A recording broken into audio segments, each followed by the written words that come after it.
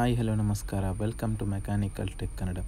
ಇವತ್ತಿನ ವಿಡಿಯೋದಲ್ಲಿ ನಾವು ಸ್ಪ್ಲೆಂಡರ್ ಎಕ್ಸ್ಟೆಕ್ ಅಂದರೆ BS6 ಮ್ಯಾಗ್ ವೀಲ್ ಬಂದಂಥ ಸ್ಪ್ಲೆಂಡರನ್ನು ಸ್ಪೋಕ್ ವೀಲಿಗೆ ಯಾವ ರೀತಿ ಕನ್ವರ್ಟ್ ಮಾಡೋದು ಮತ್ತು ಡಿಸ್ಕನ್ನು ಯಾವ ರೀತಿ ಫಿಟ್ ಮಾಡ್ಬೋದು ಅಂತ ಈ ವಿಡಿಯೋದಲ್ಲಿ ತೋರಿಸ್ತೇನೆ. ವಿಡಿಯೋ ಸ್ಟಾರ್ಟ್ ಮಾಡೋಕ್ಕಿಂತ ಮುಂಚೆ ನೀವು ನನ್ನ ಚಾನಲ್ಗೆ ಹೊಸಬರಾಗಿದ್ದರೆ ಸಬ್ಸ್ಕ್ರೈಬ್ ಮಾಡ್ಕೊಳ್ಳಿ ಮತ್ತು ಬೆಲ್ ಐಕನ್ ಪ್ರೆಸ್ ಮಾಡಿ. ಇದರಿಂದ ನಾನು ವಿಡಿಯೋಗಳು ನಿಮಗೆ ನೋಟಿಫಿಕೇಷನ್ ಮುಖಾಂತರ ತಲುಪುತ್ತೆ. ಬನ್ನಿ ಫ್ರೆಂಡ್ಸ್, ವಿಡಿಯೋನ ಶುರು ಮಾಡೋಣ. ನೋಡ್ತಾ ಇರ್ಬೋದು, ಇದರಲ್ಲಿರುವಂತಹ ಮ್ಯಾಗ್ ವೀಲನ್ನು ರಿಮೂವ್ ಮಾಡಿ ಇಟ್ಟಿದ್ದೇನೆ. ಇದಕ್ಕೆ ಬ್ಯಾಕಿಗೆ 16 ಇಂಚ್ ಅಂದರೆ SD ವೀಲ್ ಸೆಟಪ್ ಇದೆ, ಫ್ರಂಟಿಗೂ SD ವೀಲ್ ಸೆಟಪ್ ಇದೆ. ಸೊ ಅದರಲ್ಲಿ ಡಿಸ್ಕನ್ನು ನಾವು ಸೆಟ್ ಮಾಡ್ತಾ ಇದ್ದೇವೆ. ಇದು ಇದರಲ್ಲಿ ಬಂದಂಥ ಸ್ಟಾಕ್ ಮ್ಯಾಗ್ ವೀಲ್ ಗೊತ್ತಿರುತ್ತೆ ನಿಮಗೆ, ಇದರ ಬಗ್ಗೆ ತುಂಬ ಹೇಳಬೇಕಾಗಿಲ್ಲ. ಸೊ ಇತ್ತೀಚೆಗೆ ನಾನು ವೀಡಿಯೋ ಹಾಕೋದು ಸ್ವಲ್ಪ ಡಿಲೇ ಆಗ್ತಿದೆ. ರೀಸನ್ ಏನಪ್ಪ ಅಂದರೆ ತುಂಬ ಬ್ಯುಸಿ ವರ್ಕ್ ಇದೆ, ತುಂಬ ವೆಹಿಕಲ್ ಬರ್ತಾ ಇದೆ ವರ್ಕಿಗೆ. ಸೊ ವೀಡಿಯೋ ಮಾಡಿ ಇಟ್ಟಿರ್ತೇನೆ, ಬಟ್ ಅಪ್ಲೋಡ್ ಮಾಡಲಿಕ್ಕೆ ಎಡಿಟಿಂಗ್ ಮಾಡಲಿಕ್ಕೆ ಟೈಮ್ ಸಿಗ್ತಾಯಿಲ್ಲ. ಸೊ ಆ ರೀಸನಿಂದ ಡಿಲೇ ಆಗ್ತಾಯಿದೆ, ಬೇರೆ ಏನೂ ಅಲ್ಲ. ಈಗ ನಾವು ರಿಯರಿಗೆ ಇಲ್ಲಿ ನೋಡ್ತಾ ಇರ್ಬೋದು, ಇದನ್ನು ಫಿಟ್ ಮಾಡುವಾಗ ಇದರಲ್ಲಿ ಡ್ರಮ್ಮು ದೊಡ್ಡದು ಬರ್ತದೆ. ಓಲ್ಡ್ ಸ್ಪ್ಲೆಂಡರಿನ ಡ್ರಮ್ಮಲ್ಲಿ ಸೆಟ್ ಮಾಡಿರುವಂಥ ಮ್ಯಾಗ್ ವೀಲ್ SD ವೀಲ್ ಇದಕ್ಕೆ ಸೆಟ್ ಆಗೋಲ್ಲ. ಇದಕ್ಕೆ ಪ್ಯಾಷನ್ನ ಡ್ರಮ್ಮನ್ನು ಯೂಸ್ ಮಾಡಬೇಕಾಗ್ತದೆ. ಅಂದರೆ ದೊಡ್ಡ ಸೈಜ್ ಡ್ರಮ್ ಬರ್ತದೆ ಇದು. ಪ್ಯಾಷನ್ ಪ್ಲಸ್ ಪ್ಯಾಷನ್ ಪ್ರೋ ಅಂದರೆ ಓಲ್ಡ್ ಮಾಡೆಲ್ ಪ್ಯಾಷನ್ನ ಡ್ರಮ್ಗೆ SD ವೀಲನ್ನು ಸೆಟ್ ಮಾಡಿ ಇದನ್ನು ಫಿಟ್ ಮಾಡುವಂಥದ್ದು. ಸೊ ಆ ರೀತಿ ಫಿಟ್ ಮಾಡುವಾಗ ನಮಗೆ ಇಲ್ಲಿ ಲೈನರ್ ಮತ್ತು ಆ ಕ್ಯಾಂಪ್ಲೇಟ್ ಅಂದರೆ ಬ್ರೇಕ್ ಅಸೆಂಬ್ಲಿ ಇದೆಯಲ್ಲ, ಅದು ನಮಗೆ ಮ್ಯಾಗ್ ವೀಲಲ್ಲಿ ಬಂದಂಥ ಅದುವೇ ಸೆಟ್ ಆಗ್ತದೆ. ಸೊ ಅದನ್ನು ಚೇಂಜ್ ಮಾಡೋ ಅವಶ್ಯಕತೆ ಇರುವುದಿಲ್ಲ. ಬರೀ ನಮಗೆ ಡ್ರಮ್ಮು, ಸ್ಪೋಕು, ರಿಮ್ಮು, ಟೈರ್ ಇಷ್ಟನ್ನು ಮಾತ್ರ ಚೇಂಜ್ ಮಾಡಿದರೆ ಸಾಕು. ಬೇರೆ ಎಲ್ಲ ಸ್ಟಾಕ್. ಪಲ್ಸರಿನ ಹಬ್ಬು, ಪಲ್ಸರಿನ ಡಿಸ್ಪ್ಲೇಟ್ ಇದು ಓಲ್ಡ್ ಪಲ್ಸರ್ ಟೈಪ್ 2 ಮಾತ್ರ ಇದು. ಮತ್ತು ರಿಮ್ಮು ಸೇಮು 16 ಇಂಚ್, ಟೈರ್ ಕೂಡ ಸೇಮ್ 16 ಇಂಚ್.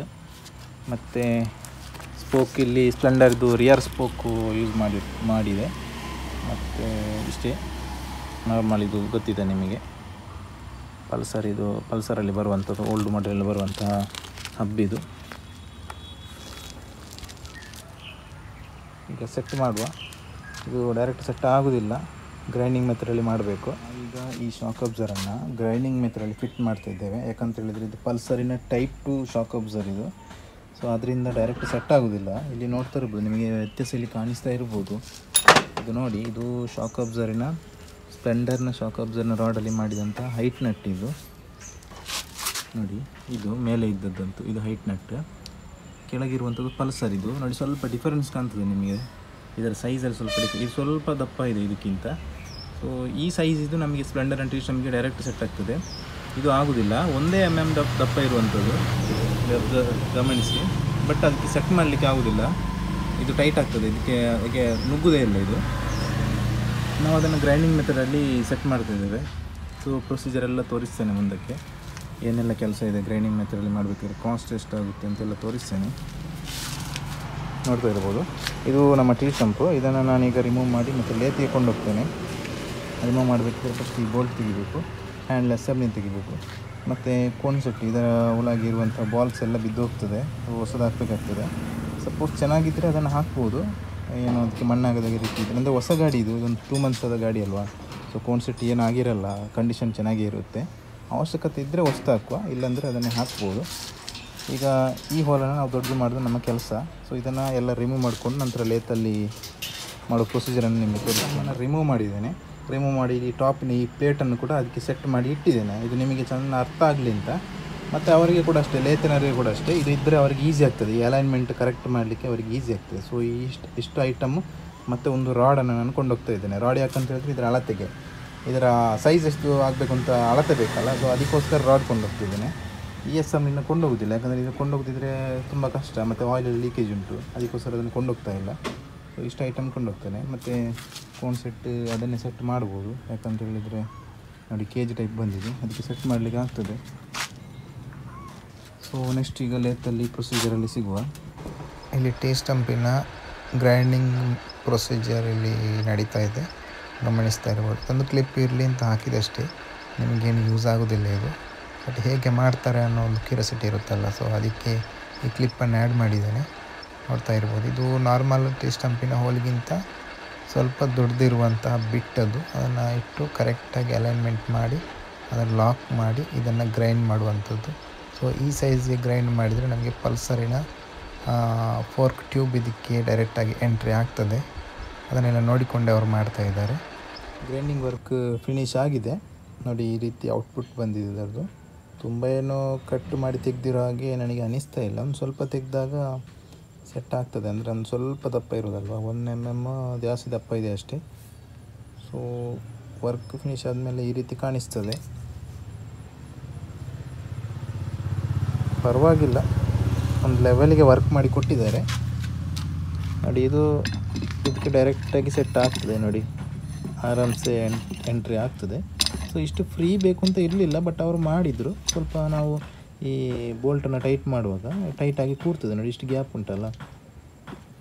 ಸೊ ಈಗ ಒಮ್ಮೆ ಫಿಟ್ ಎಲ್ಲ ಮಾಡುವ. ಈ ಡಿಸ್ಕ್ ಸೆಟಪ್ಪು ಇಲ್ಲಿ RSನ ಪ್ಲೇಟನ್ನು ಸೆಟ್ ಮಾಡ್ತಾ ಇದ್ದೇವೆ. ಅಂದರೆ RS 200 ಪಲ್ಸರ್ ಬಜಾಜಲ್ಲಿ ಬಂದಿದೆಯಲ್ಲ, ಪಲ್ಸರ್ RS 200 ಅಂತ. ಸೊ ಆ ಪ್ಲೇಟನ್ನು ಇದಕ್ಕೆ ಸೆಟ್ ಮಾಡ್ತಾ ಇದ್ದೇವೆ. ಇದಕ್ಕೆ ಡೈರೆಕ್ಟ್ ಸೆಟ್ ಆಗ್ತದೆ, ಇದು ಪಲ್ಸರಿನ ಹಬ್ಬ ಆದ ಕಾರಣ ಡೈರೆಕ್ಟ್ ಆಗ್ತದೆ. ಇದನ್ನು ರಿಮೂವ್ ಮಾಡಿ, ಓಲ್ಡ್ ಪ್ಲೇಟನ್ನು ರಿಮೂವ್ ಮಾಡಿ, ಸೊ ಇಲ್ಲಿ ಬೋಲ್ಟ್ ಕಾಣ್ತದಲ್ಲ, ಸೊ 6 ಬೋಲ್ಟ್ ಬರ್ತದೆ, ಅದು ಈ ಹೋಲಿಗೆ ಅಲೈನ್ ಆಗ್ತದೆ. ಆ್ಯಕ್ಚುಲಿ ಇದಕ್ಕೆ ಬೋಲ್ಟ್ ಬರುವಂಥದ್ದು RSಲ್ಲಿ, ಬಟ್ ನಾವು ಇಲ್ಲಿ ಅಲೈನ್ ಮಾಡುವಾಗ ಈ ಬೋಲ್ಟಿಗೆ ಅಲೈನ್ ಮಾಡ್ತಾ ಇದ್ದೇವೆ. ಆಲ್ರೆಡಿ ಒಂದು ವೀಡಿಯೋ ಹಾಕಿದ್ದೇನೆ ಅದರ ಬಗ್ಗೆ, ಅದು ಕೂಡ BS6 ಸ್ಪ್ಲೆಂಡರನ್ನು ಮ್ಯಾಗ್ವಿಲ್ ಕನ್ವರ್ಷನ್ ಮಾಡಿದ್ದು, ಅದಕ್ಕೆ ಕೂಡ RS ಪ್ಲೇಟೇ ಹಾಕಿದ್ದು. ಸೊ ಇದರಲ್ಲಿ ಕೂಡ ಅದೇ ಪ್ರೊಸೀಜರನ್ನು ಫಾಲೋ ಮಾಡ್ತಾ ಇದ್ದೇವೆ. ಈ ಶಾಕ್ ಅಬ್ಸರ್ವರನ್ನು ನಾವು ರೀಸೆಟ್ ಮಾಡಬೇಕಾಗ್ತದೆ. ಅಂದರೆ ಇದು ಆಯಿಲ್ ಲೀಕೇಜ್ ಉಂಟು, ಮತ್ತು ಇಲ್ಲಿ ನೋಡಿ ರಾಡ್ ಡ್ಯಾಮೇಜ್ ಉಂಟು. ಇಷ್ಟು ಸಣ್ಣ ಡಾಟ್ ಇದ್ದರೂ ಕೂಡ ಮ್ಯಾಟ್ರ್ ಆಗ್ತದೆ ಇದಕ್ಕೆ, ಆಯಿಲ್ ಸಿಲ್ ನಿಲ್ಲುವುದಿಲ್ಲ ಇದಕ್ಕೆ ಹಾಕಿದರೆ. ಸೊ ಈ ರಾಡನ್ನು ಚೇಂಜ್ ಮಾಡಬೇಕಾಗ್ತದೆ. ಇವನ್ ಅದು ಕೂಡ ಹಾಗೇ ಉಂಟು, ಅದರಲ್ಲಿ ಕೂಡ ಲೀಕೇಜ್ ಉಂಟು, ಅದು ಕೂಡ ರಾಡ್ ಚೇಂಜ್ ಮಾಡಬೇಕಾಗ್ತದೆ. ಸೊ ರೀಸೆಟ್ ಮಾಡಿ ನೋಡುವ. ಮತ್ತು 2 ಫೋರ್ಕ್ ಟ್ಯೂಬ್ಗಳನ್ನ ಹೊಸದಾಗಿ ಆಯಿಲ್ ಸೀಲ್ ಹಾಕಿ ಆಯಿಲ್ ಹಾಕಿ ರೀಸೆಟ್ ಮಾಡಿದ್ದೇನೆ. ಈಗ ಫಿಟ್ ಮಾಡ್ತಿದ್ದೇನೆ ಗಾಡಿಗೆ.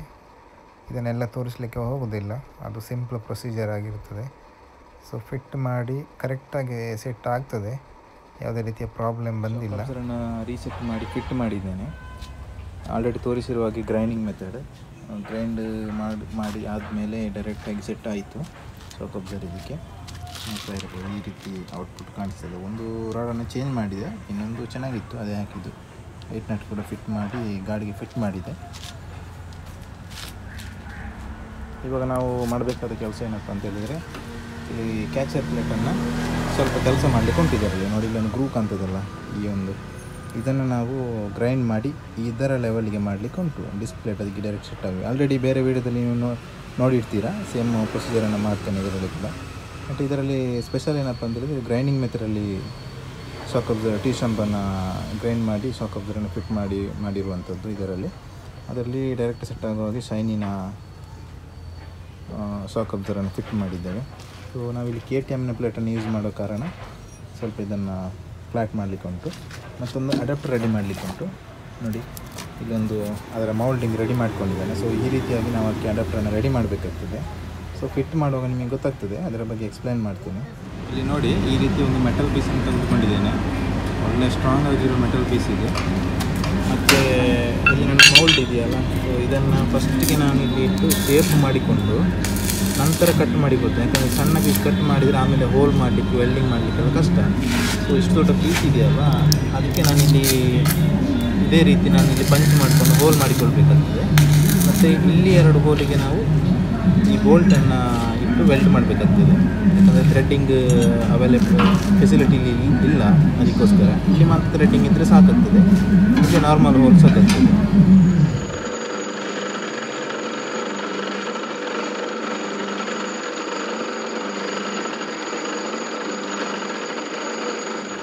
ಫೈನಲ್ಲಿ ಅಡಾಪ್ಟರ್ ರೆಡಿ ಆಯಿತು. ಔಟ್ಪುಟ್ ನೋಡಿ ಈ ಥರ ಇದೆ. ವೆಲ್ಡಿಂಗ್ ಶಾಪಿಗೆ ಹೋಗಿದ್ದೆ, ಅವ್ರು ಫ್ರೀ ಇರಲಿಲ್ಲ, ನಾನೇ ರೆಡಿ ಮಾಡಿಕೊಂಡೆ. ಮತ್ತು ಪಾಲಿಶ್ ಎಲ್ಲ ಮಾಡಿದ್ದೇನೆ. ಇದಕ್ಕೆ ಆ್ಯಕ್ಚುಲಿ ಪೇಂಟ್ ಹೊಡಿಬೇಕು, ಇಲ್ಲಿದ್ದರೆ ರಸ್ಟ್ ಬರ್ತದೆ, ಇದು ಬೇಗ ರಸ್ಟ್ ಬರ್ತದೆ. ಕಟ್ಟೆಲ್ಲ ಆಗಲಿಕ್ಕಿಲ್ಲ, ರಸ್ಟ್ ಬಂದು ಕಬ್ಬಿನ ಹೋಗಲಿಕ್ಕಿಲ್ಲ, ಬಟ್ ರಸ್ಟ್ ಬಂದು ಚೆಂದ ಕಾಣೋದಿಲ್ಲಲ್ಲ, ಅದಕ್ಕೋಸ್ಕರ ಇದಕ್ಕೆ ಪೇಂಟ್ ಹೊಡಿಬೇಕು. ಒಮ್ಮೆ ಸೆಟ್ ಆಗ್ತದೆ ಅಂತ ನೋಡ್ತೇನೆ. ಥ್ರೆಡ್ಡಿಂಗ್ ಮೆಥಡ್ ಈಗ ನಾನು ಮಾಡಲಿಲ್ಲ, ವಿದೌಟ್ ಥ್ರೆಡ್ ಈ ಸೈಡ್ ನಟ್ ಹಾಕಿ ಫಿಟ್ ಮಾಡಲಿಕ್ಕೆ ಆಗ್ತದೆ ಅಂತ ನೋಡಿಕೊಳ್ತೇನೆ. ಸೊ ಆದರೆ ಅದು ನಮಗೆ ಈಸಿ, ಕೆಲಸ ಕಡಿಮೆ ಆಗ್ತದೆ. ಸಪೋಸ್ ಆಗಲಿಲ್ಲ ಅಂತ ಹೇಳಿದರೆ ಇದನ್ನು ಮತ್ತೆ ಕೊಂಡೋಗಿ ಇಲ್ಲಿ ಹೋಲ್ ದೊಡ್ಡದು ಮಾಡಿ ಇಲ್ಲಿಗೆ ನಟ್ಟನ್ನು ಇಟ್ಟು ವೆಲ್ಡ್ ಮಾಡಬೇಕಾಗ್ತದೆ. ಒಂದು ಸರಿ ಚೆಕ್ ಮಾಡಿಕೊಳ್ತೇನೆ ಯಾವುದಕ್ಕೂ ಕೂಡ. ಸ್ಟೇಗೆ ಪೇಂಟ್ ಎಲ್ಲ ಕೊಟ್ಟು ಫಿಟ್ ಮಾಡಿದ್ದೇನೆ. ಸೊ ಫೈನಲಾಗಿ ಈ ರೀತಿಯಾಗಿ ಸೆಟ್ ಆಗಿದೆ. ಆ್ಯಕ್ಚುಲಿ ಕ್ಯಾಲಿಪರಿಗೆ ಪೇಂಟ್ ಕೊಡಬೇಕಿತ್ತು, ಬಟ್ ಕೊಡಲಿಕ್ಕೆ ಆಗಲಿಲ್ಲ. ಸೊ ಟೈಮ್ ಸ್ವಲ್ಪ ಕಡಿಮೆ ಇತ್ತು. ನೆಕ್ಸ್ಟ್ ಪೈಂಟ್ ಮಾಡೋ ಕೊಟ್ಟರೆ ಆಯಿತು. ಮತ್ತು ಇಲ್ಲಿ ಡಿಸ್ಕ್ ಪ್ಲೇಟನ್ನು ನೋಡ್ತಾ ಇರ್ಬೋದು, ಇದು ಸ್ಟಾಕ್ ಬೋಲ್ಟ್ ಇದೆ. ಅದಕ್ಕೆ ವಾಷರನ್ನು ಹಾಕಿ ನೋಡಿ, ಈ ಥರ ವಾಷರನ್ನು ಹಾಕಿ ಫಿಟ್ ಮಾಡಿದ್ದೇವೆ. ಸೊ 6 ಬೋಲ್ಟ್ ಇದೆ, 6 ಬೋಲ್ಟ್ ಕೂಡ ಸೆಟ್ ಆಗ್ತದೆ. ಮೊದಲೇ ಹೇಳಿರುವ ಹಾಗೆ ಇಲ್ಲಿ ಕ್ಯಾಚರ್ ಪ್ಲೇಟನ್ನು ಗ್ರೈಂಡ್ ಮಾಡಿ ಸೆಟ್ ಮಾಡಿದ್ದೇನೆ. ಸೊ ಏನು ಪ್ರಾಬ್ಲಮ್ ಇಲ್ಲ, ಕರೆಕ್ಟಾಗಿದೆ. ಬ್ರೇಕಿಂಗ್ ಎಲ್ಲ ಪರ್ಫೆಕ್ಟ್ ಇದೆ, ಏನು ಕೂಡ ಪ್ರಾಬ್ಲಮ್ ಅಂತ ಕಾಣಿಸ್ತಾ ಇಲ್ಲ. ಮತ್ತು ಸೌಂಡ್ ಒಂದು ಸ್ವಲ್ಪ ಬರ್ತಾ ಇತ್ತು.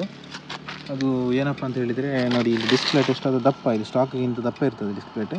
ಸೊ ಹಾಗೆ ಇಲ್ಲಿ ನೋಡಿ, ಕಾಣಿಸ್ತಾ ಎಲ್ಲ ಗೊತ್ತಿಲ್ಲ ನಿಮಗೆ. ನೋಡಿ ಈ ಗ್ಯಾಪ್ ಇರ್ತದಲ್ಲ, ಈ ಗ್ಯಾಪ್ ಸ್ವಲ್ಪ ಸಣ್ಣದಿರ್ತದೆ ಇದರದ್ದು. ಈ ಡಿಸ್ಪ್ಲೇಟಿಗೆ ಹಾಕುವಾಗ ಸ್ವಲ್ಪ ಸೈಡ್ ಟಚ್ ಆಗ್ತದೆ. ಸೊ ಅದನ್ನು ಚೆನ್ನಾಗಿ ಗ್ರೈಂಡ್ ಮಾಡಿ ಸೆಟ್ ಮಾಡಿದ್ದೇನೆ. ಮತ್ತೆಲ್ಲ ನಾರ್ಮಲಾಗಿ ಗೊತ್ತು ನಿಮಗೆ, ಶಾಕ್ ಅಬ್ಸರ್ವರ್ ಫಿಟ್ಟಿಂಗ್ಸು ಎಲ್ಲ ಮಾಡಿ ಫೈನಲಾಗಿ ಗಾಡಿಯ ವರ್ಕ್ ಎಲ್ಲ ಫಿನಿಶ್ ಆದಮೇಲೆ ಈ ರೀತಿ ಕಾಣಿಸ್ತಾ ಇದೆ. ಬ್ರೇಕಿಂಗ್ ಮಾತ್ರ ನೆಕ್ಸ್ಟ್ ಲೆವೆಲ್ ಇದೆ ಆಯಿತಾ. RSನ ಪ್ಲೇಟ್ ಅಲ್ವಾ, ಪ್ಲೇಟ್ ಕೂಡ ಚೆನ್ನಾಗಿದೆ. ಮತ್ತು ಪಲ್ಸರಿನ ಕ್ಯಾಲಿಪರ್ ಮತ್ತು ಓಸು ಯಾವುದರದ್ದು ಅಂತ ಗೊತ್ತಿಲ್ಲ. ಎಕ್ಸ್ಟ್ರಾ ಇದಕ್ಕೆ ಆ್ಯಕ್ಚುಲಿ ಅಡ್ಜಸ್ಟೇಬಲ್ ಲಿವರ್ ಹಾಕಲಿಕ್ಕುಂಟು ಬ್ರೆಂಬೋದು, ಬಟ್ ಇವಾಗ ಇದು ಅರ್ಜೆಂಟಿಗೆ ಇದನ್ನು ಮಾಡಿರುವಂಥದ್ದು. ಫಿಟ್ ಎಲ್ಲ ಮಾಡಿ ಪಂಪೆಲ್ಲ ಏರ್ ಎಲ್ಲ ಔಟ್ ಮಾಡಿ ಸೆಟ್ ಮಾಡಿದ್ದೇನೆ. ಅರ್ಜೆಂಟಿಗೆ ಈಗ ಮಾಡಿರುವಂಥದ್ದು. ಇಷ್ಟು ಅವ್ರಿಗೆ ಎಲ್ಲಿಗೆ ಹೋಗ್ಬೇಕಂತೆ. ನೋಡಿ ಎಷ್ಟು ಲಾಂಗ್ ಇದೆ, ಯಾವುದಾದ್ರು ಕೇಬಲ್ ಅಂತ ನನಗೆ ಕೂಡ ಗೊತ್ತಿಲ್ಲ, ಸ್ಕ್ರಾಪಿಂದ ತಗೊಂಡು ಬಂದಿದ್ದಾರೆ ಅವರು. ಸೊ ಇದಿಷ್ಟು ಡಿಸ್ಕ್ ಪ್ಲೇಟ್ ಫಿಟ್ಟಿಂಗ್ ಬಗ್ಗೆ, Pulsar RS 200 disc plate fitting ಬಗ್ಗೆ. ಇದರ ಅಭಿಪ್ರಾಯಗಳನ್ನ ಕಮೆಂಟ್ ಬಾಕ್ಸಲ್ಲಿ ತಿಳಿಸಿ. ವಿಡಿಯೋ ಹೇಗಾಗಿದೆ ಅಂತ ಒಂದು ಕಮೆಂಟಲ್ಲಿ ತಿಳಿಸಿ ಆಯಿತಾ. ಮತ್ತೇನೋ ಡೌಟ್ ಇದ್ದರೆ ಕಮೆಂಟ್ ಮಾಡಿ, ಆನ್ಸರ್ ಮಾಡ್ತೇನೆ. ವೀಡಿಯೋದಲ್ಲಿ ಮಾಡಲಿಕ್ಕೆ ಆದರೆ ಮಾಡ್ತೇನೆ, ಅಥವಾ ಅಲ್ಲೇ ಆನ್ಸರ್ ಮಾಡಲಿಕ್ಕೆ ಯಾಕೋ ಸಣ್ಣ ಕ್ವಶನ್ ಆದರೆ ಅಲ್ಲೇ ಆನ್ಸರ್ ಮಾಡ್ತೇನೆ. ಸೊ ಪ್ರಯತ್ನಕ್ಕೊಂದು ಲೈಕ್ ಮಾಡಿ, ಆದಷ್ಟು ಶೇರ್ ಮಾಡಿ ಆಯಿತಾ. ಶೇರ್ ತುಂಬಾ ಕಡಿಮೆ ಆಗ್ತಿದೆ ಮತ್ತು ಸಬ್ಸ್ಕ್ರೈಬ್ ಕೂಡ ಕಡಿಮೆ ಆಗ್ತಾಯಿದೆ. ಸೊ ಇದೇ ರೀತಿ ಬೇರೆ ಬೇರೆ ಕಂಟೆಂಟ್ಗಳಿಗೆ ಈ ಚಾನಲ್ ಸಬ್ಸ್ಕ್ರೈಬ್ ಕೂಡ ಮಾಡಿಕೊಳ್ಳಿ. ಸಿಗೋಣ ಮುಂದಿನ ವೀಡಿಯೋದಲ್ಲಿ.